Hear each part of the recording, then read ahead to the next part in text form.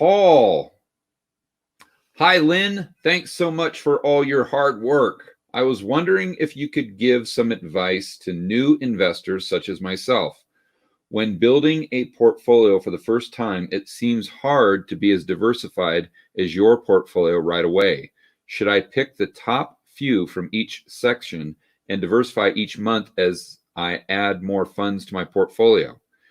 Also, with a stock such as Adobe, I'd be really terrified to buy at the moment just because looking at all the charts, it seems expensive. Obviously, if you bought it some time ago, it was a great buy, but would you really start out with a stock like this? Sorry if I'm being a total noob. Not all. This is a great question, Paul. I, of course, don't intend to copy your portfolio exactly and take my own situation and goals into account. Good for you, Paul. Good for you.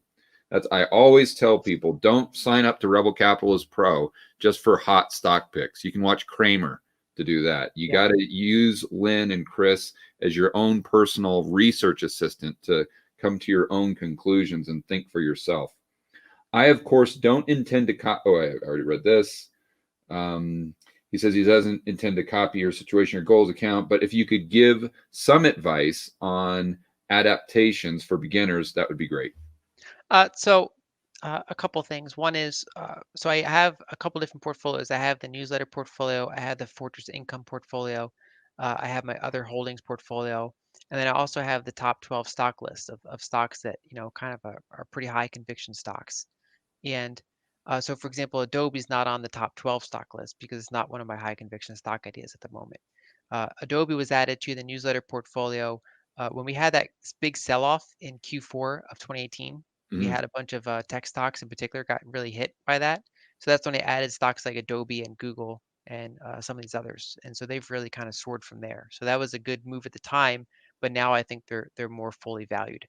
And the moment I'm kind of looking for to potentially sell some of those names is if we get a more confirmed move towards inflation. Because in this environment, stocks like Adobe are still holding up very well. And they're still, they have a lot of growth and they have high value, but I've kind of let that momentum continue to go for now. And I think what it could take to break that is a more inflationary move where investors want to have lower valuations on stocks like that.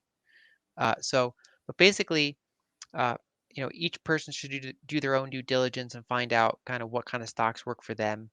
uh, some of my portfolios, I have ETFs, I have individual stocks, and so I think if you're trying to kind of find my high conviction ideas, look into some of the deep dives on some of these recent reports, for example, to see a stock that is, some of those I'm pretty high conviction on. You can look at the top 12 stock lists and things like that, and see, kind of um, where I'm allocating capital at the moment, rather than kind of where I allocated capital in the past and waiting for that kind of momentum to kind of shift.